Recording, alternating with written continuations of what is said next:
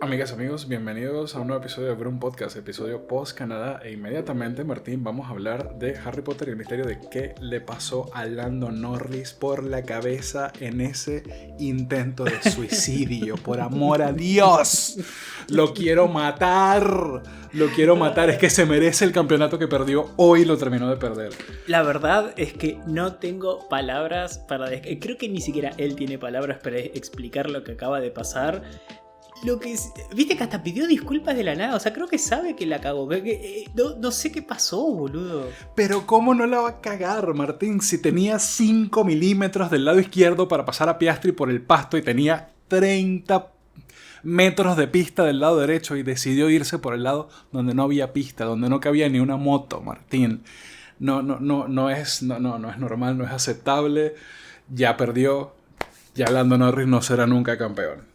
Y se lo merece. Es que no tiene sentido, porque, ponele que parecía que había un lugar a la izquierda de Piastri, pero seamos sinceros, hasta mi abuela que no vio nunca una carrera de Fórmula 1 sabía que ahí no entraba un auto. Encima tenés el muro, encima se dobla la pista hacia la derecha. Tenés que ir por la derecha, tipo, Piastri ya te mostró que va a defender el lado interno. Anda por afuera. ¿Qué estaba intentando hacer Norris? O sea, es la mejor impresión de Daniel Ricciardo 2018 que vi en lo que va de la década, boludo. Es impresionante. No, es que no tiene ningún sentido, absolutamente ningún sentido lo que hizo Lando Norris en esa maniobra. Y bueno, el mayor perjudicado de todo eso fue literalmente él, así que se le aleja significativamente Piastri en el campeonato. Yo creo que ya con eso probablemente Martín se empiecen a sellar decisiones futuras de equipo en las luchas que se presentan internamente de aquí en adelante. Lo único bueno que hay que destacar es que tuvo la decencia de admitir inmediatamente su error y no intentó buscar alguna excusa más allá de lo que ocurrió. Así que por ese lado le concedo eso, porque no todos los pilotos tienen esa capacidad de no tratar de buscar un culpable fuera, y él admitió inmediatamente su error. Es que yo creo que es una de esas cosas que individualmente es positivo, pero cuando te pones a analizar el contexto, ¿no? Y cómo viene esta temporada, e incluso el año pasado, yo creo que es parte del problema, o es una muestra de cuál es el problema, y es de que Lando Norris no es fuerte mentalmente. Yo creo que muchos ya hablaron y se ha notado de que Lando, su principal problema es que es autocrítico en demasía consigo mismo, ¿no? Es como... a veces se bardea merecidamente, ¿no? Porque comete errores claramente, pero a veces hasta se hace responsable de cosas que están fuera de su control, y esto lleva de que él, digamos, tenga una mentalidad que no es muy fuerte, y se nota, y lo venimos hablando desde que empezó la temporada, ¿no? Como Piastri definitivamente es un piloto más fuerte. Y yo creo que el hecho de que haya pedido disculpas tiene razón, porque claramente fue una cagada suya, pero el problema principal es de que Lando no confía ni en sí mismo. O sea, él ya no se siente que está a la altura, ¿no? Es raro, hoy es raro, porque por momentos parecía que quería atacar a Piastri, parecía que quería ir a por el podio. Obviamente era una pista muy difícil de pasar, ya vamos a hablar, ¿no? De lo difícil que fue pasar no solamente entre los autos de punta, sino a lo largo de toda la parrilla. Era muy difícil que le dé para pasar a su compañero de equipo con el mismo auto, Pero es que no, no solamente eso. es... Lo veníamos diciendo en las carreras anteriores, en las cuales hubo una lucha entre Lando Norris y Oscar Piastri, o Lando Norris y Max Verstappen, o Lando Norris y Charles Leclerc, o Lando Norris y cualquier otro piloto. Sí. ¿Qué es lo que pasa? Que todos los pilotos son capaces de estudiar cómo va trazando las líneas el piloto que quieren atacar para preparar una maniobra inteligente. Lo intentan en un punto un par de veces, y si no les da, tratan de hacer algo distinto. Lando Norris no planea maniobras. Lando Norris lanza el auto como le va pintando lanzar el auto, y no tiene esa capacidad de tratar de forzar un error en el otro. A la carrera le quedaban todavía suficientes vueltas como para generar alguna situación que le permitiera en una curva un poquito más coherente intentar un adelantamiento antes de la horquilla. A lo mejor en los sectores de DRS no iba a poder, porque ya Piastri había logrado estar en el DRS de Kimi Antonelli. Pero había otras formas de intentarlo, y lo intentó donde no había espacio, ahí no había un gap. El gap estaba del lado derecho. O sea, sí, no tiene sentido. y es justamente eso lo que le falta a Lando, y es esa tranquilidad como para planear las cosas concienzudamente y hacer maniobras coherentes, maniobras que debería estar a la altura de hacer en este punto de su carrera, y luchando por lo que está luchando, porque no sé si sea la última oportunidad, y hablando en serio ahora lo digo, que tenga de luchar por un campeonato con una herramienta tan tan buena como la que tiene en las manos, como es ese McLaren de este año. Sí, porque es una incógnita si McLaren va a ser fuerte el año que viene. Hoy en día los vemos siendo el auto más dominante hasta la carrera pasada. Hoy no fueron tan dominantes, no estuvo ni de cerca, ¿no? Pero vemos este año y analizamos y claramente es el auto a vencer. Pero eso no quiere decir que el año que viene, con un cambio de reglas tan importante y tan grande, sean el auto a vencer, ¿no? Es una lotería quién le pega, quién encuentra los grises, los vacíos legales más rápidos. Entonces, hay muchas chances de que este sea el último McLaren competitivo por 4, 5, 6 años. Y nada te asegura que Lando Norris siga estando acá o que vuelva a encontrar otro auto así de competitivo. Y yo creo que estamos en el... Ok, cuando analizás los puntos son solamente 22 puntos. Hemos visto gaps mucho más grandes que han llegado a cortarse en cuestión de 2 fines de semana. Puede pasar, falta mucho mundial. Pero cuando analizás las performances de Lando carrera a carrera, es muy difícil imaginarse una pelea contra Piastri ni hablar contra Verstappen al final de la temporada. Es que lanzo dos cosas, ¿no? La primera es, su contendiente en este momento es Oscar Piastri. Sí, a Oscar Piastri hoy, que pudiese haberse mostrado desesperado por llegar al podio, porque probablemente sentía que tenía un poquito más que el Mercedes de Kimi Antonelli, se lo vio tranquilo y en su mente seguramente pensó, a mí estos puntos me sirven, yo estoy quedando delante de Lando y ya está. Y Verstappen no está ganando, no me está descontando tantos puntos y actuó con la paciencia que tiene que actuar en ese escenario. Y de la misma forma Norris hubiese podido pensar, bueno, apenas estoy perdiendo 3 puntos, tampoco es el fin del mundo, me sirve quedar aquí, pero ahorita se perdió todos los puntos porque quedó fuera de la carrera. Y añadiendo lo que dijiste anteriormente, supongamos que Mercedes, nuevamente como parece ser, tenga el mejor motor para este set de regulaciones. Pero estamos ante un nuevo set de regulaciones y tiene la ventaja el equipo, el fabricante del motor, que ya sabe cuáles son las medidas al milímetro de lo que está desarrollando y lo está adaptando a la aerodinámica que quiere para su auto. Ya los demás clientes tienen que esperar que les llegue la información y van a actuar con un poco de retraso siempre en el desarrollo. Entonces no sabemos si McLaren va a poder estar un paso adelante el año que viene. Así que se le escapa el Mundial de Lando en sus narices y por su propia culpa. No, sí, lo de Lando para mí ya no tiene más justificación. Así que cambiemos de tema nomás. Largada. Porque creo yo de que acá empezó todo. O sea, a ver, no hubo mucha pelea adelante, ¿no? Seamos sinceros, fue una carrera bastante tranquila. De lo poco que podemos hablar es de que había muchas expectativas con respecto a qué podía pasar entre Russell y Verstappen. Y yo creo que hoy vimos el lado maduro de Max. Tenemos que aplaudirle porque ni siquiera amagó, ni siquiera mostró un poquito de intenciones de ir a atacar a Russell. Se quedó defendiendo P2 y sin querer queriendo la terminó ligando Piastri, ¿no? Porque básicamente quedó bloqueado por Max. Y la maniobra en la cual lo ataca Antonelli, que básicamente le termina dando el podio al final de la carrera, ¿no? Se convengamos de que si no lo atacaba a Piastri ahí y no tenía el aire limpio contra el McLaren al principio de la carrera, capaz de que no le daban para P3. Pero gracias a ese sobrepaso en la curva 2 de Antonelli, tiene su primer podio. Creo que hay que felicitarlo.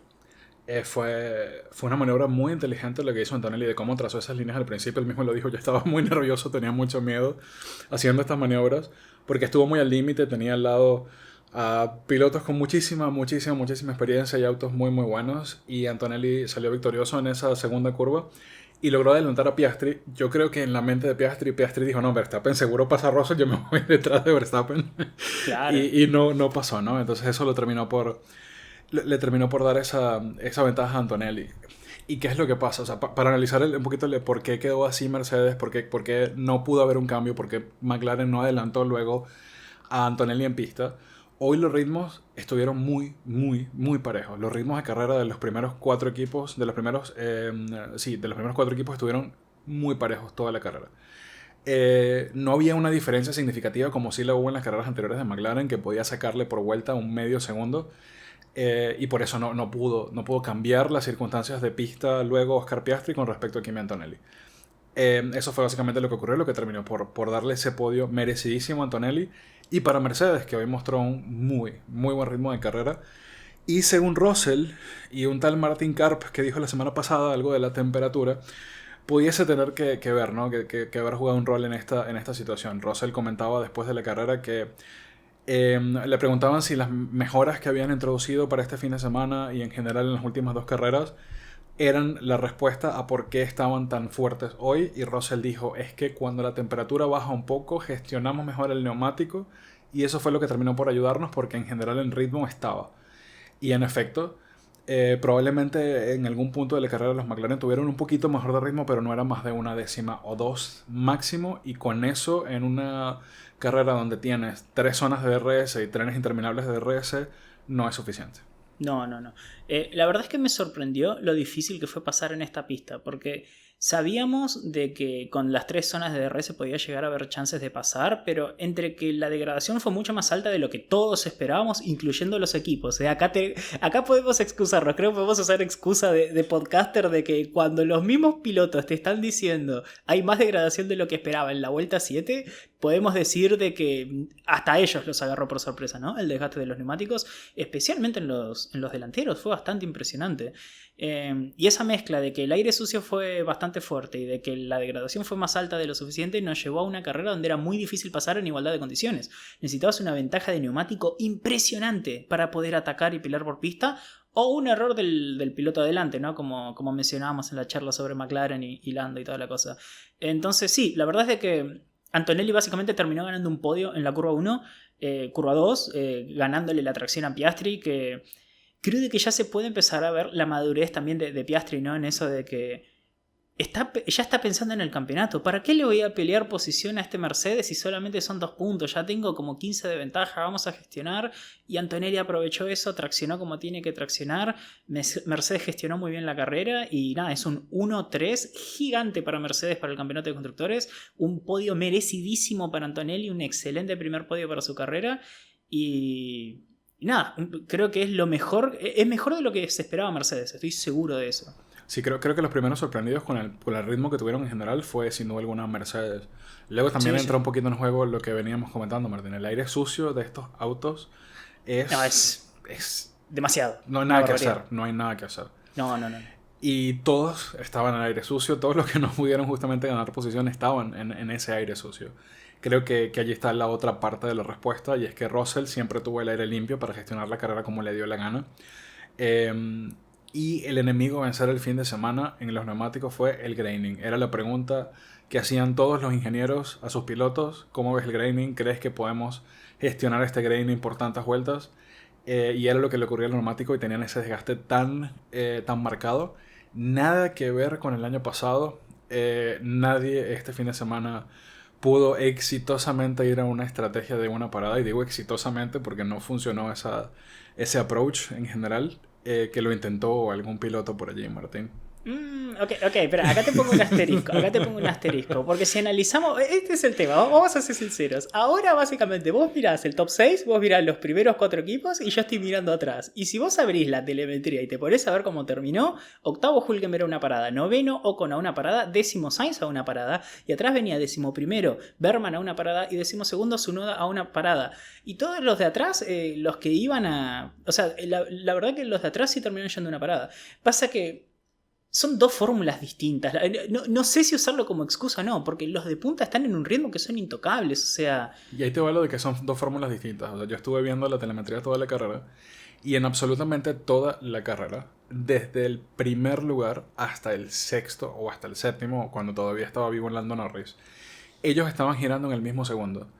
En algún momento de la carrera todos estaban girando en 1.15, mientras hasta del Hamilton, octavo hasta Hamilton, del octavo para atrás todos estaban en 1.17, Martín. Sí. Estaban girando 2 segundos más lento que el ritmo de la Fórmula 1.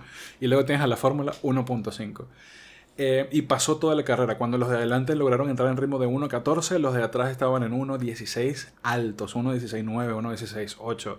En ningún momento pudieron estar en ese ritmo. No, es impresionante la diferencia. Y bueno, luego tuvimos ese safety car del final que detonó algunas paradas para asegurarse de tener el neumático fresco, aunque era bastante obvio que no iba a dar tiempo de recoger el auto de Lando Norris para reiniciar y dar chance a que los pilotos adelantados pudieran recuperar vuelta. O sea, era obvio que ya iba a terminar así la carrera. Sí, es una de esas situaciones donde cuando tenés los 10 segundos gratis, de que encima lo hablamos en la previa, ¿no? Esta es una de las paradas en safety car más cortas, especialmente porque el safety car estaba pasando por boxes, entonces hasta te ahorraba la necesidad de cambiar de carril, ¿no? Entonces tenías 8 segundos y podías parar gratis, lo hicieron Piastri, lo hicieron Berman.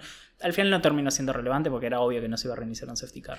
Y hablando de cosas relevantes, Martín, la semana pasada estuvimos hablando bastante de un tema por allí, de un piloto muy querido en el sur, de un tal Franco Colapinto. Ujú, Vamos a hablar de la carrera de Colapinto, del fin de semana de ujú, Colapinto, y aquí tenemos a nuestro Chacho Rodríguez que nada más estuvo viendo a Colapinto todo el fin ujú, de semana. Contame qué pasó. ujú, ujú. A ver. Ujú. Ok, vamos por parte, ¿no? Porque creo que la mejor forma de analizar es ir por parte, hablemos de lo bueno y después hablemos de la carrera. Lo bueno es, por primera vez, desde que estoy viendo los onboards de Colapinto en un Alpine, lo veo en sintonía con el auto. No sé qué hicieron de viernes a sábado, pero arrancaron los libres 3 y tenía un agarre con el auto impresionante y empezó la quali y es la primera quali que tenía ritmo. Lo veníamos hablando de que el problema principal de Colapinto era la una vuelta, ¿no? La clasificación. Podés tener ritmo de carrera, lo cual Colapinto lo tuvo en 3 de las carreras que tuvimos en el pasado. No hubo una sola donde por ahí le costaba, que fue España, en el resto venía en ritmo comparado con Pierre. Pero cuando largas P20 a P19, por más ritmo que tengas es imposible llegar a los puntos, dependés de muchas cosas. Esta semana tuvo el ritmo de una vuelta, le ganó a Pierre Gasly que clasificó último pero súper sobrado, estuvo a una curva correcta, la última curva en la Q2 que patinó un poquito en los traseros, de meterse quizás en Q3, era muy fino, no sé si le daba, aún así largó P10, impresionante. Yo voy a resaltar que yo pude apreciar cómo Colapinto construyó su fin de semana. Empezó la práctica 1 desde abajo. O sea, porque empezó bastante mal en ritmo, no encontraba el auto, pero supo aprovechar las 3 prácticas libres para construir hacia arriba su fin de semana. Y inmediatamente desde las primeras prácticas identificó que su problema es que, ok, tengo ritmo de carrera, pero a una vuelta no tenemos ritmo. Y eso detonó que el equipo hiciera toda una serie de cambios en la configuración del auto que él reportó oportunamente para construir una buena sesión de clasificación el sábado.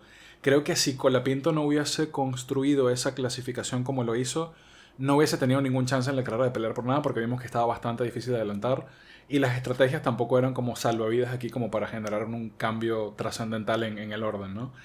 Claro. Y eso se pudo apreciar. Dicho eso, te dejo hablar entonces de cómo estuvo la carrera. Claro, acá es donde tenemos que hacer el análisis de la carrera, porque por ahí es muy fácil caerle al equipo. Estuve entré en Twitter en este ratito y hay mucha gente que está como, pero la estrategia, pero el Alpine, pero el motor. Hay que ser sinceros, el motor no tiene potencia, al motor le cuesta, todos sabemos que el motor Renault es el peor motor de la parrilla, por algo están por cambiar a Mercedes el año que viene. Dicho eso, a ver, vamos a decir con lo bueno, terminemos con lo bueno antes de ir a la... Porque largó... Así como hablamos bien de Antonelli pasando a Piastri en la largada, hay que decirlo, un sobrepaso contra Carlos Sainz de un piloto con experiencia, de un piloto de que le tiene confianza al auto. Y yo creo que esto demuestra de que ya en carrera, con el auto lleno, con el auto con combustible, le tiene confianza, ¿no? Y hoy se lo veía más cómodo, estaba yendo a atacar, tenía ritmo, estaba manejando las distancias, todo el primer stint lo manejó a Hadjar atrás, nunca lo pudo atacar, Isaac, o sea, le mostraba el auto pero no le podía estirar la frenada y él mientras tanto venía guardando combustible. La verdad que la gestión del primer stint fue muy buena, mantenía distancia con Hülkenberg para mantener los neumáticos limpios y todo lo que quieras. Lo único criticable es de que quizás Alpine lo paró muy temprano para muchos. Este es el tema. Ya te había hecho un undercut Hadjar y vimos de que Hadjar perdió 2 posiciones en pista porque se le murieron los medios, porque lamentablemente los que largaron con medios, con el auto con el combustible, estaban perdiendo todos. Seamos sinceros, era la decisión equivocada de largar con medio hoy. Entonces paró Hadjar y Alpine decidió cubrir el undercut. Manu, si vos lo estás viendo a Leclerc y para Antonelli y a Ferrari le dicen a Charles tenemos que cubrirte el undercut de Antonelli, no te quejas, ¿o sí? O sea, es natural cubrirte del undercut. No me parece criticable esto. Sí, o sea, generalmente los ingenieros identifican con qué persona, con qué piloto está corriendo tu piloto. Y Exacto. la carrera que identificaron a Colapinto fue está corriendo con Hadjar en este caso. Y trataron de cubrir el undercut. Lo que sí, obviamente, las circunstancias de carrera no permitieron hacer una segunda parada que creo que sí le hizo falta. No, olvídate. Y además hay que ser sinceros, está bien cubrirte del undercut porque vimos la posición en pista era la prioridad hoy con lo difícil que era pasar. Entonces lo necesitaban a Franco delante de Hadjar. Eso me parece bien. Para mí la parada está bien. Entonces quizás se podía criticar que podías tirar 1 o 2 vueltas más, pero no mucho más porque si no lo pasaba Hadjar y después no lo pasaba más. Y estaba atrás de Isaac y dependíamos del ritmo del RB. Entonces yo creo que estuvo bien la parada. Y acá tenemos que hablar de lo malo. Antes de hablar de lo malo, voy a decir otra cosa buena. Una de las cosas que le costó muchísimo, Martín, a Franco fue gestionar el graining para hacer durar los neumáticos. ¿Cuántas vueltas le duró el neumático duro esta carrera de Colapinto? Una carrera con graining. O sea, hizo durar el neumático significativamente Y eso es para mí un paso adelante que tenemos que resaltar porque es parte del racecraft que él tiene que construir para poder gestionar sus carreras de ahora en adelante. Sí, 100%. Pero este es el tema. Ok, dada la circunstancia, el duro le duró un montón porque recién se murió en la vuelta 60-61. Creo que ese fue el punto donde se vio que el neumático no daba para más, donde los tiempos de vuelta se fueron de 17 bajos, 16 altos a 18 en cuestión de 2 vueltas. Pero tenemos que hablar de por qué se murió tan temprano el neumático comparado con el resto, comparado con Berman, comparado con Hülkenberg, ¿no? Comparado con otros pilotos que venían con una estrategia similar. Y es el hecho de que estuvo, ¿cuántas? 15, 20 vueltas atrás de Bortoleto.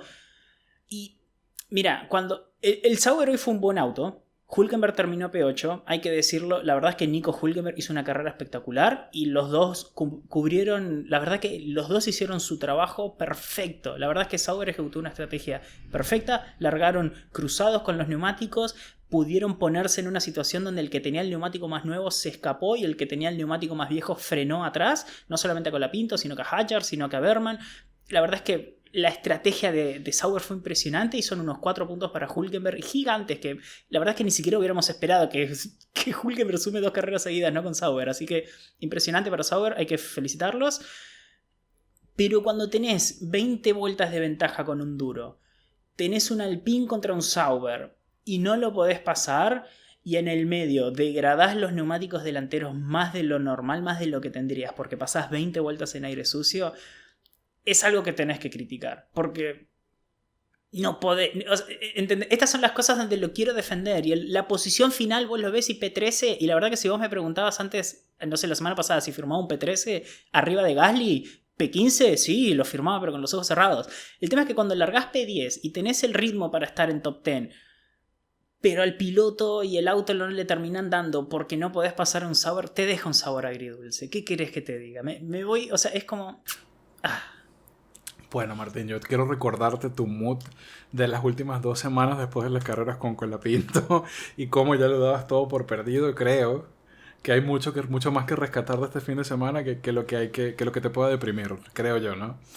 El tema es de que Alpine dejó una vara tan difícil de pasar, de que es difícil, porque este es el tema. Analicemos la última carrera de Duhan. Le ganó por paliza en la clasificación a Pierre Gasly. Fue lo mismo, largó 12º con Pierre Gasly largando 20 porque pasó a Q2 y el otro quedó atrás. Entonces...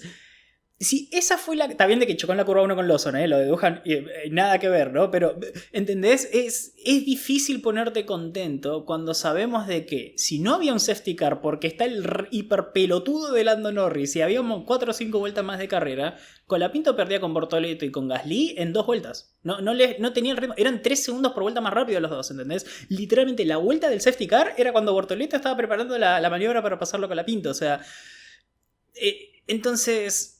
es difícil ponerte contento con un resultado así que depende de factores externos, ¿no? Para que esta sea la posición final, cuando la realidad es que si la carrera se completaba como se tendría que haber completado, no solamente que terminaba 1 o 2 posiciones atrás de Pierre, sino de que terminaba con un ritmo de carrera atroz, ¿entendés?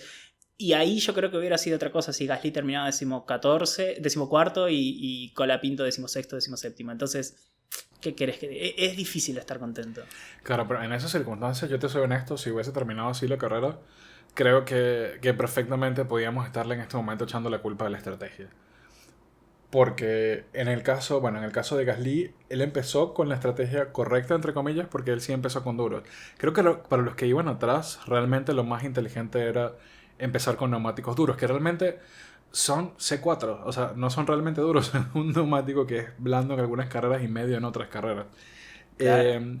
Y sí tenía rendimiento, como hoy se vio en la carrera. O sea, es un neumático que sí tenía las prestaciones. Y creo que yo sí voy a decir que hasta cierto punto la estrategia pudo ser mejor. ¿Cómo? Creo que si le hubiesen dado... bueno, no empezó con neumático duro, pero creo que si hubiese tenido una ventana...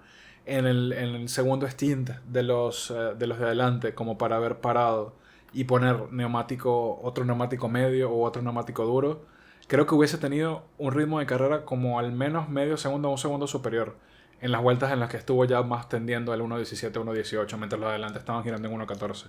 Claro, yo la pensé, pero este es el tema. Ok, ponele, con el diario del lunes podemos hablar y decir esto. Si Franco paraba en la vuelta 33 o 34, creo que fue cuando Bortoleto lo dejó pasar a Hülkenberg y Franco vio que en la una vuelta no lo pudo pasar, paraba de una, ¿no? Ponía duros nuevos e iba hasta el final con eso. Quizás sí tenía el neumático suficiente para defender la posición y aguantarlo a su noda y tipo recuperar en pista y con esas 15-20 vueltas extra del neumático defender. Quizás sí. ¿Cuál es el tema? Vos tenés que analizar cómo toma la decisión Alpine y es... Hülkenberg le venía sacando un segundo por vuelta a Bortoleto. Colapinto le venía sacando un segundo por vuelta a Bortoleto porque tenían 15 vueltas más en el neumático, ¿no? Es un Sauber. O sea, es Bortoleto. Cuando llegue lo tiene que pasar con esa ventaja de neumático. Es Colapinto. Viene con buen ritmo de carrera. Viene con confianza. Y vos seguramente le preguntás al piloto y el piloto te dice, sí, yo lo puedo pasar. Y después llega, lo intenta, no le da. Carga batería, lo intenta, no le da. No le da, Bortoleto se queda sin batería, lo intenta, no le da. Y tenés esta secuencia por 20 vueltas seguidas hasta que Bortoleto al fin entra a boxes. Es difícil para mí caerle al equipo cuando la decisión fue tomada basado en confianza en piloto. Y si me tenés que preguntar si esa confianza hoy estuvo bien puesta en el piloto, y yo te digo que no. Y quizás tomame como hater, pero estoy tratando de ser objetivo. Y si a mí me dice el equipo, me explica eso, y yo te digo, tenés razón, porque yo también hubiera pensado que Colapinto lo pasaba a Bortoleto. Y si yo ya te pregunto a vos en la vuelta 18, cuando Colapinto lo alcanza a Bortoleto, ¿lo pasa? Vos también me ibas a decir probablemente que sí. Porque es de esperarse de que con esa diferencia de neumático puedas pasar a un Sauber. Pero no pudo. Bueno, creo que es debatible. Y como el hubiera no existe en este caso, no sabremos qué hubiese podido hacer Colapinto con neumáticos un poquito más frescos. Creo que hasta cierto punto también la gestión de un stint tan largo no es algo en lo que tenga tampoco Colapinto tantísima experiencia, ¿no? Creo que también eso, a lo mejor él tenía un poquito más de ritmo allí que no se atrevió a extraer tratando de cuidar neumático, no lo sé, pero creo que en general no se puede dudar que es un paso adelante para Colapinto y que si construye su confianza a partir de lo que pasó en Canadá, pueda ir mejorando esos aspectos que tiene que mejorar y que es normal que tengan que mejorar como el rookie que es, o sea, y sobre todo acostumbrándose a un auto que tiene tantas falencias como lo es el Alpine, particularmente en circuitos rápidos que demandan un motor poderoso con el cual no cuenta. No, olvídate, es que, a ver, siendo frío, ponele que en este momento, ¿no? Porque hay que cerrarlo en la vuelta 66 cuando fue en el choque. En ese punto Colapinto estaba P13 a menos de 15 segundos de P10. Entonces, si vos en España, en el post España, me preguntabas, ¿firmás esto? Y yo te decía, y sí, con un mal motor y una estrategia probablemente equivocada, porque era la estrategia equivocada, está bien esto. Y más adelante de Pierre. Pero cuando te pones a analizar el cómo llega a esa posición, a mí me sigue dejando un poquito de sabor agridulce. No lo puedo evitar, tengo que ser sincero. Sí, igual, aunque se trató de salvar del undercut, yo sí vi, por ejemplo, en esa primera parada, lo destruyó el tráfico también. Él quedó metido en el peor tráfico posible después de salir de pits, quedó muy, muy atrás, creo que cayó el puesto 18, si mal no recuerdo. O corrígeme si me equivoco, después de esa primera parada, No, sí. y quedó metido en el tráfico más atroz de toda la parrilla, y eso no es tan fácil de sobrepasar, sobre todo sabiendo que no puedes atacar a fondo porque tienes que cuidar un neumático por 50 vueltas. Es que fue un Mónaco 2.0 Electric Boogaloo, básicamente, porque venían Lawson, Pierre y Bortoleto, los tres con duros, cuando paró Lawson, que fue bastante temprano para ser él, ¿no? Recién ahí quedó con aire limpio contra Bortoleto, ¿no? Porque dieron vuelta con Gasly, pero son 15 vueltas que no te dieron para pasar un Sauber, ¿entendés? Es como, las primeras 5 te las entiendo, pero después igual tuviste 15 vueltas para pasar un Sauber y no le dio, entonces es esa la conclusión final. Bueno, y hablando de conclusiones finales, habiendo visto la carrera y todo esto, Martín, te voy a hacer una pregunta, y es la siguiente. ¿Crees que se trató de un tema de la pista y circunstancias del fin de semana, o crees que los equipos de al frente están ahorita más cerca de lo que estaban en España? Yo creo que están más cerca. O sea, la pista ayudó porque como que es una pista donde se espera, ¿no? De que los equipos estén como más compactos. Es una pista muy competitiva, muy cortita además para lo que es. Y sí, yo creo de que se vio de que están muy cerca los de adelante. No hay diferencia de motores, ¿no? Porque la potencia es prácticamente la misma. No hay ventaja entre tener un Mercedes, un Honda o un Ferrari. Los paquetes aerodinámicos tienen sus diferencias de personalidad, pero todos tienen fortalezas. Y se notó. Y la verdad es que dependen de detalles, hasta te diría de los pilotos, quién termina adelante hoy en día entre los primeros 6, porque depende está para muchísimo de los cualquiera. pilotos. Sí, a mí me sorprendió mucho, y quiero hablar un poquito de eso, Martín. Me sorprendió mucho el ritmo de carrera, lo parecido que estuvo entre adelante los Mercedes, McLaren, el Red Bull de Max Verstappen y los Ferrari. Sí.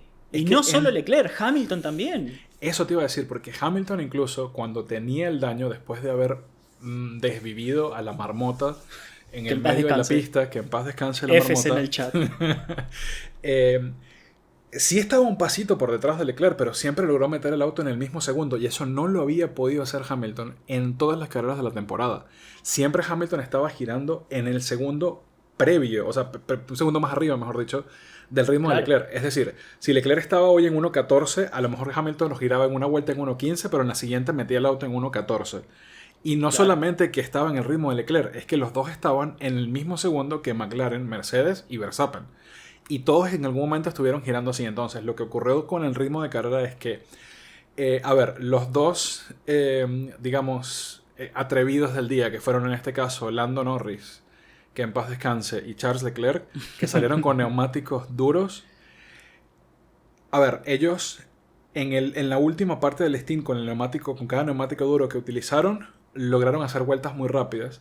Solo que al haber parado a poner un neumático medio o duro nuevo, los que estaban en otra estrategia giraban a lo mejor 4 o 5 décimas adelante inmediatamente que salían de pits con neumáticos nuevos. Pero los ritmos de carrera estuvieron absolutamente muy parejos. Realmente creo que hoy ni la estrategia... O sea, tenía que haber ocurrido un accidente, un safety car, como para hacer un cambio sustancial en el orden. Pero no había una diferencia significativa de Mercedes a Verstappen, de McLaren para adelantar a Mercedes, o de Ferrari para acercarse a los de adelante. En general, el ritmo de carrera estuvo muy parejo. Las estrategias estuvieron... No hubo errores en estrategias, es mi apreciación en el frente. Era lo que tenían que hacer. Y al final, creo que eso habla de una compactación del grupo adelante. Vamos a ver diferencias seguramente en alguna otra pista que sí haga notar las ventajas que puede tener, en este caso probablemente McLaren, pero en general creo que esta carrera sirvió para acercar muchísimo a los de adelante, y eso es bueno para lo que viene. Y por esto hablábamos en un momento de la temporada que McLaren tenía que aprovechar que en ese momento era el auto absolutamente dominante para hacer todos los puntos que podían hacer, y los pilotos para hacer sus ventajas para el campeonato. McLaren hizo la chamba, los pilotos no tanto. Al menos Lando Norris no. No, Lando Norris para nada. Siento que tenemos esta charla cada 5 años, porque a ver, por ahí 2013 es la excepción, pero 2007, 2008 tuvimos de los mejores campeonatos antes de los cambios de regulaciones para 2009. Después 2012 fue más entretenido que 2013.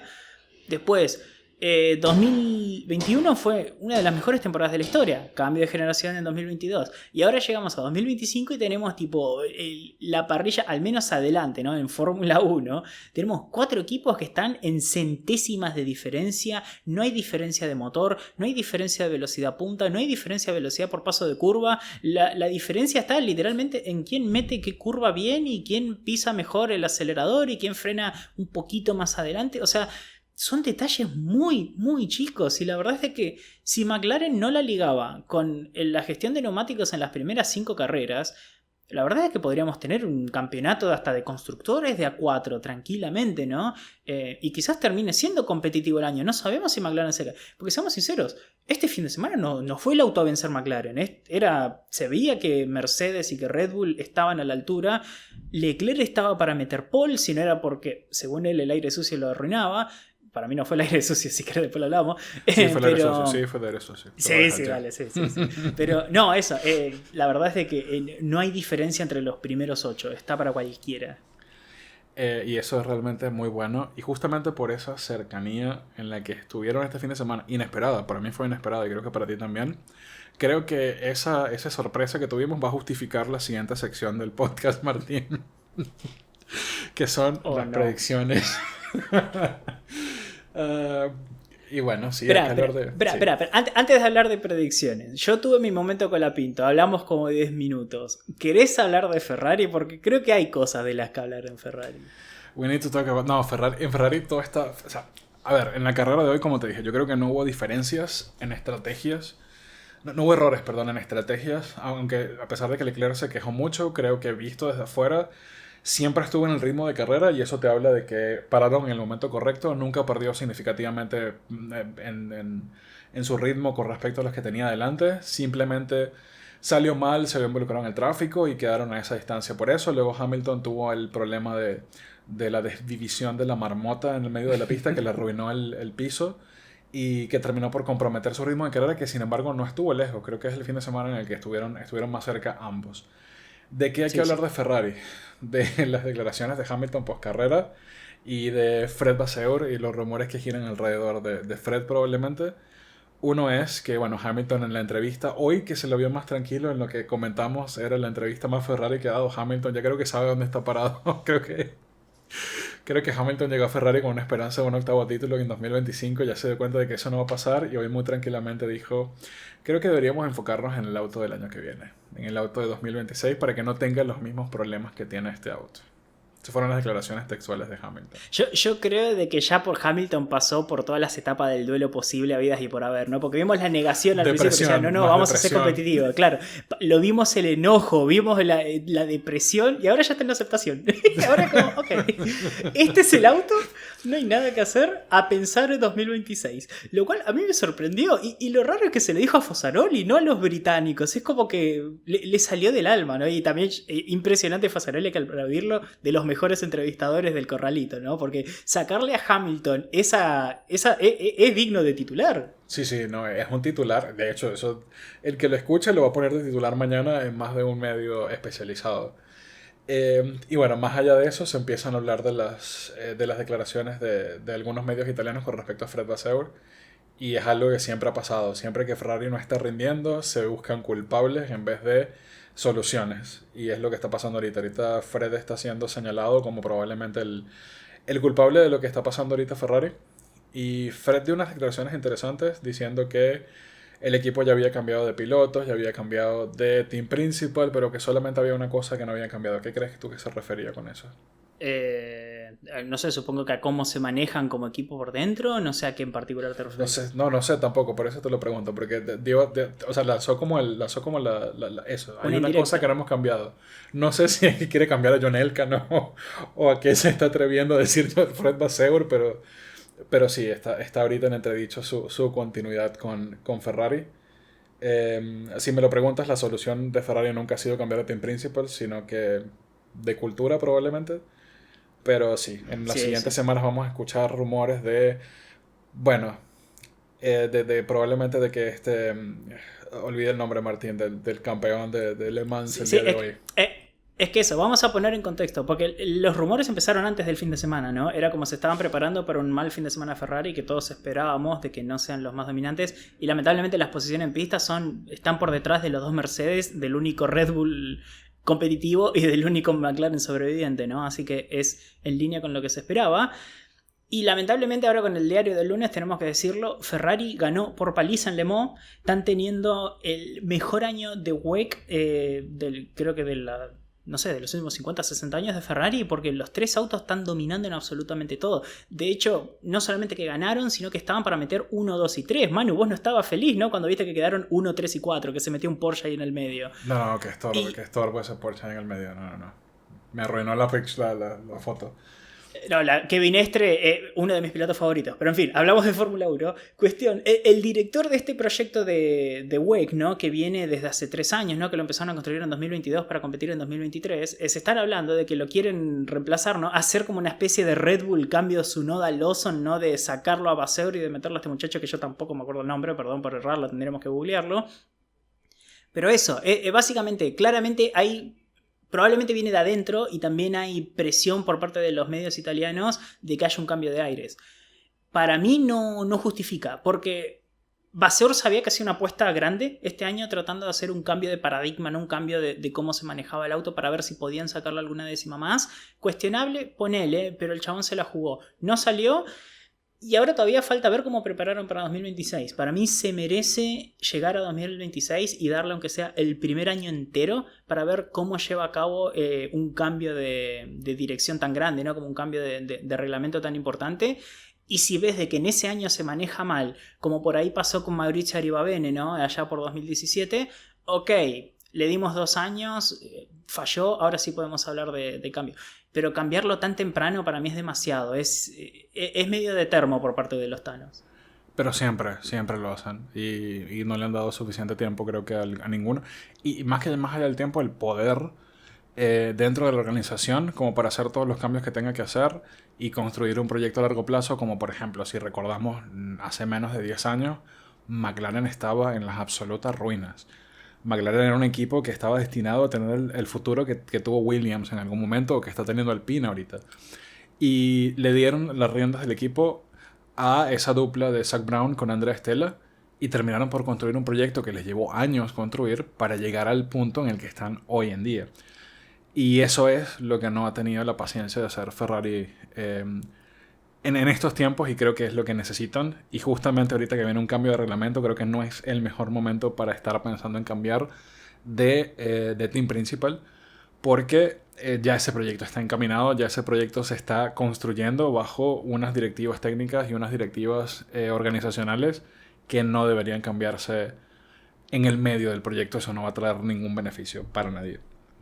Sí, sí, coincido. La verdad es que llega alguien nuevo, como decimos, a la mitad del año y empieza a meter mano tan cerca de 2026, porque vos el auto 2026 prácticamente lo tenés que tener listo en noviembre, diciembre, ¿no? O sea, no es algo que podés trabajar hasta marzo, es como que tenés que tener la idea lista y ya están terminando de ultimar detalles seguramente en el auto. Entonces es muy tarde para cambiar de nombre. Pero sí se van a venir rumores, se van a venir rumores de todos lados, van a venir rumores de que para 2027 que va a llegar Christian Horner, van a lanzar casi que hasta Toto Wolff en los rumores, que hasta es dueño de escudería, sí, pero no es realista. Y en el caso del director de WEC, que si no me equivoco es Antonello Coletto, ¿te suena el nombre? Puede ser. A él hay que protegerlo como hay que proteger a Hadjar de descender a Red Bull. Él no puede descender a este Ferrari que le tiene que seguir dando éxitos en WEC como lo está haciendo hasta ahora. Y pues sí, se vienen esos rumores de la silly season ahora de team principal. Ya estamos en la silly season de pilotos, en donde no sabemos qué va a pasar con Russell, qué va a pasar con... Ahora viene la silly season de team principals. Se abre. Y se vienen cambios también en Alpine, por allí también, ¿no? Cambios. ¿Estás hablando de...? Creo que leí algo. El titular de Memeo, ¿puede ser? De Luca de Meo. Sí. Algo leí, pero no entré en detalle. A ver, contame. El CEO de Alpine, que está renunciando ahorita al grupo Renault, que están ahorita pasando en general el grupo Renault completo por bastantes problemas, no solamente en su división deportiva, que incluye incluso el Alpine de WEC, que hoy no fue el mejor y que no está teniendo una buena temporada, y en general el grupo Alpine también la división de Fórmula 1 de Alpine, que está teniendo un sacudón de dirección organizacional. Se caen a pedazos y ya ahorita se cae el rey de esa estructura organizacional, que es Luca de Meo, que se va a otro conglomerado que no tiene en este caso nada que ver con autos, pero eso generalmente va, o muy probablemente vaya a detonar que quien llegue a llenar sus zapatos detone cambios un poco más dirigidos desde la Board of Directors para sus divisiones deportivas, que están atravesando momentos duros, tal y como lo está atravesando la industria automotriz en general, y en particular Renault, que no tiene ahorita una posición muy competitiva en el mercado global. Siento que esta charla, me acuerdo de cuando estábamos allá por, no sé, noviembre, diciembre, y se hablaba de la posibilidad de ir al Alpine, y yo estaba como, que se quede en Williams, porque sabíamos de que Alpine Fórmula 1 estaba en plena transición de proyecto, pero creo que este año está siendo peor de lo que nos hubiéramos imaginado el año pasado, ¿no? Porque el quilombo de los hermanos, sí, ahora que se va el CEO, ¿y cuántas carreras van? 10 carreras, creo, tipo. No sé si llegan a 2026. ¿Qué hace acá, Franco? Mira, lo único bueno que tiene Alpine y Franco, y lo único que deberían estar todos mirando hacia adelante, es el motor Mercedes que le llegue el año que viene. De resto no hay mucho que hacer. Y sobre todo por el paso adelante que dio Sauber, que en este caso es su competidor directo, que sí les ha funcionado bastante, cosa que no ha hecho Alpine. Alpine no ha dado ese paso adelante que requiere. Pero volviendo al centro de esto, Martín, se viene Silly Season de Team Principal, Silly Season de pilotos ya arrancó y estamos en plena era de rumores. Y otra Silly Season de la que tenemos que hablar es la Silly Season de nuestras predicciones, que cada día más silly. No quiero llegar ahí. Pero ¿por qué? No entiendo cuál es tu aversión a llegar a las predicciones. Si este fin de semana yo hice 0 puntos, Martín, tú hiciste algún puntito por allí, así que te toca descontar. A ver, bueno. Partamos desde la base de que vos me regalaste los 2 puntos de ¿cómo era la apuesta que Stroll corre o no corre? Stroll corre o no claro, corre. Y Boquete, si Stroll corre te regalo 2 puntos, así que gracias por la limosna. La verdad que siento que me acabas de dar una monedita en el semáforo, viste que yo tenía el cartelito de cartón de bailo por 2 pesos. Gracias por los 2 puntos. Sí, y yo que estaba seguro de que iba a acertar al menos 2 posiciones del podio y qué vergüenza, pero bueno, creo que nadie lo pudo haber predicho lo que ocurrió ahí. Bueno, es que como dijiste vos, yo creo que está mucho más peleado de lo que esperábamos y se dieron cosas ya desde el viernes, ni hablar el sábado en la clasificación que ni siquiera los propios participantes esperaban. Y vamos a saltar a las predicciones así hablamos más en detalle. Partamos con la quali. Pole position, yo lo tenía Piastri. Yo también lo tenía Piastri, con lo cual hicimos un total de 0 puntos. El tema es, esa vuelta de Russell, hermano, me paré del sillón y lo festejé como un gol. Boludo, ¿qué fue esa vuelta?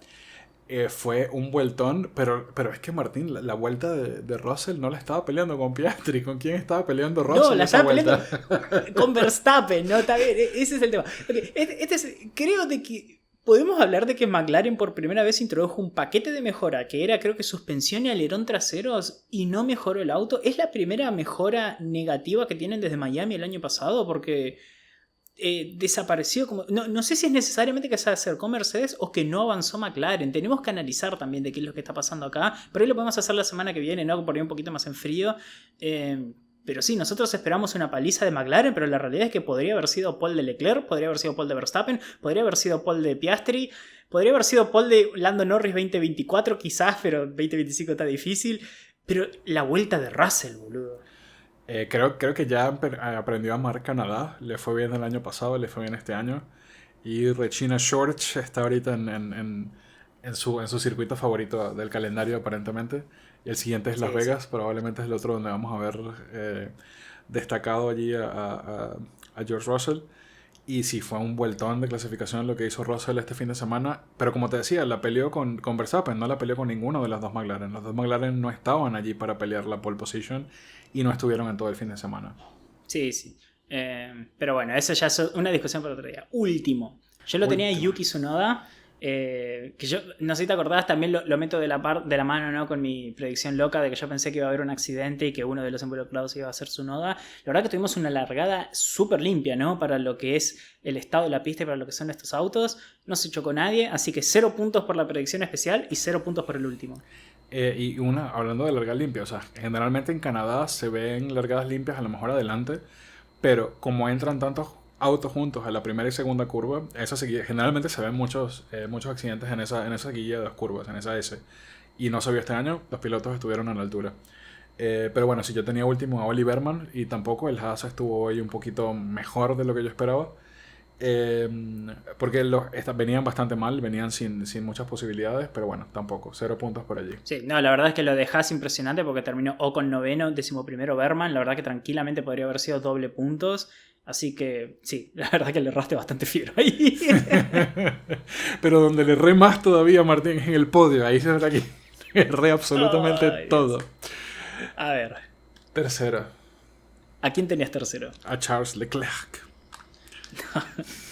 Justificado, porque si no, para mí no fue aire sucio, para mí le erró la frenada. Si vos analizás para mí si Hadjar no le daña su vuelta, Leclerc metía ese auto en ese lugar. Entró pasado la frenada, metió el alerón para la izquierda, colió de atrás y lo perdió en la curva 5. No, todo fue de Hadjar, le dejó el aire sucio y le avisaron que se quitara bien a 2 segundos, no se quitó, se quedó en todo el medio, dejó su aire sucio en el medio de la pista y dañó la vuelta de mi Charles Leclerc, pero bueno. Si hubiera metido esa vuelta y largaba top 3, seamos sinceros, había mucha chance de que termine tercera. El ritmo estaba así. Tenía ritmo.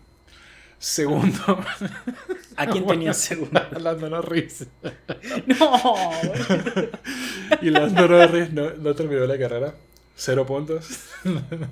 Yo creo de que oficialmente podemos decir de que a partir de ahora McLaren tiene un piloto. Porque está como Red Bull. No.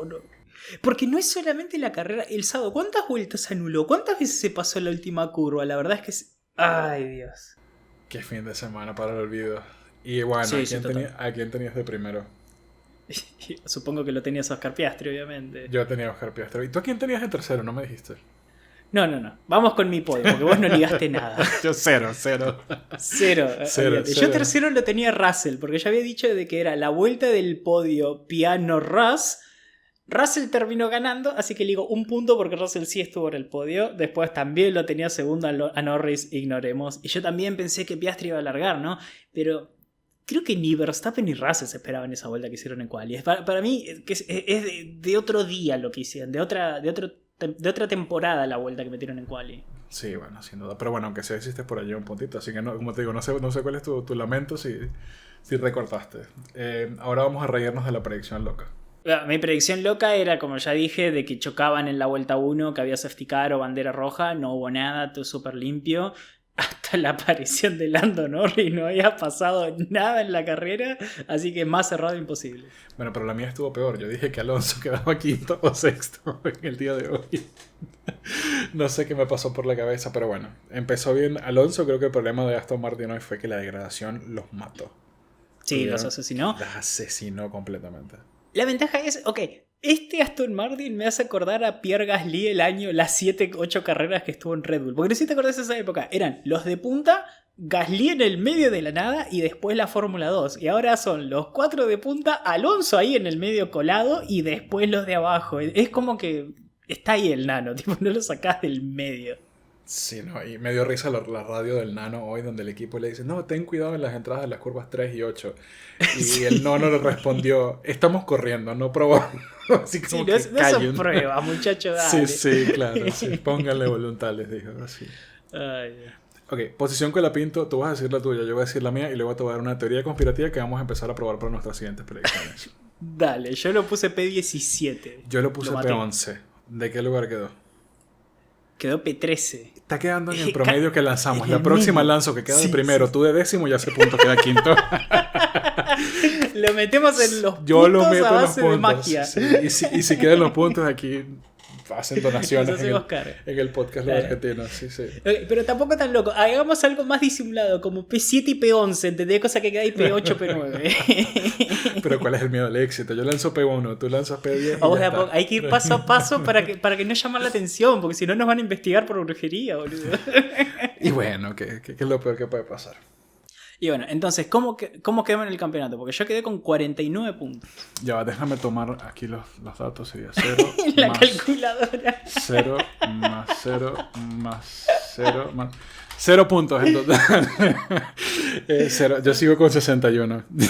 Okay. Me arrimo a 12 puntitos. La verdad que los bosteros contentos con el número. Así que nada, me arrimé, que es lo que importa. No es que hay que ir al campeonato, carrera larga, es un campeonato largo. Sí, bueno, ya para la semana que viene afinaremos un poquito las predicciones. Se viene Austria, que es una carrera bien interesante. Pero antes de ir a Austria, hablemos un poquito de cómo quedó en general el campeonato de pilotos y el campeonato de constructores. Dale. Piastri se escapa del resto cómodo con 198 puntos. Segundo Norris con 176. Verstappen que con 155 está lejos, pero siendo Verstappen es como que no lo podés dar por muerto todavía, ¿no? Es como que hay chance todavía que pase algo. Sí, todavía hay chance, porque no sabemos si, como están ahorita las cosas, resucita de repente el Red Bull en una mejora que pueda introducir a mitad de temporada o resucita algún otro equipo y pueda ponerse un poquito ya interesante la pelea. Creo que Max le da un auto un poquitito mejor y va a estar dándole pelea a todos los que están adelante. Entonces creo que esa es una posibilidad. Sí, es muy importante analizar tanto Austria como Gran Bretaña para ver si el paquete aerodinámico de McLaren realmente es malo, porque si no mejoraron y vuelven al paquete anterior y siguen igual y el resto dieron en la tecla, ojo que puede pasar lo que pasó el año pasado, ¿no? De que Verstappen sacó ventaja en la primera mitad del año y después la segunda mitad fue gestionar la ventaja, capaz de que Piastri termine en esa situación y es su primera vez en esta situación. Hasta ahora lo está haciendo bien, pero como siempre se dice, eventualmente puede cometer un error, ¿no? Es cuestión de qué hace cuando comete ese error, así que todavía tenemos campeonato. Incluso podría especularse y lanzarse la teoría conspirativa de que a lo mejor McLaren está llegando al techo de que le pueden extraer el paquete que tienen en las manos. Eso también es probable, es posible. Claro. Y que el techo de los demás todavía no está allí. Es toda especulación. A ver, lo más probable es que McLaren siga teniendo un pasito por allí por delante, pero puede que lo sorprendan con algunas mejoras. Sí. Bueno, ese fue el campeonato de pilotos, ¿no? Vamos con el de constructores. Vamos con el de constructores. Ok, en el de constructores tenemos primer lugar Ferrari con 202 puntos, segundo Toyota con 91, tercero Porsche con 80, cuarto Cadillac con 66. Pará. Ya sé que querés festejar. Ya vamos a hablar de Kubica 2 segundos. ¿Cómo que ese no es el estándar de la Fórmula 1? No. Te cambiaste de página. Déjala WEC. Próximamente tendremos ver un podcast WEC, pero ahora es F1. Vamos al otro. No quiero. Ok. McLaren, Primero 374 No, es una paliza. puntos. Es que ¿a dónde los van a alcanzar, Martín? Tienen como 5 carreras de ventaja. Y con un auto, boludo. Mercedes a 199 puntos llega con este fin de semana y Ferrari vuelve al tercer lugar, 183 puntos. Lo que a mí me sorprende de este top 4, Martín, es que Verstappen F1 Team, Verstappen, absolutamente solo, tiene 162 puntos. Casi tantos una barbaridad. Como Ferrari y Mercedes juntas. Igual, para.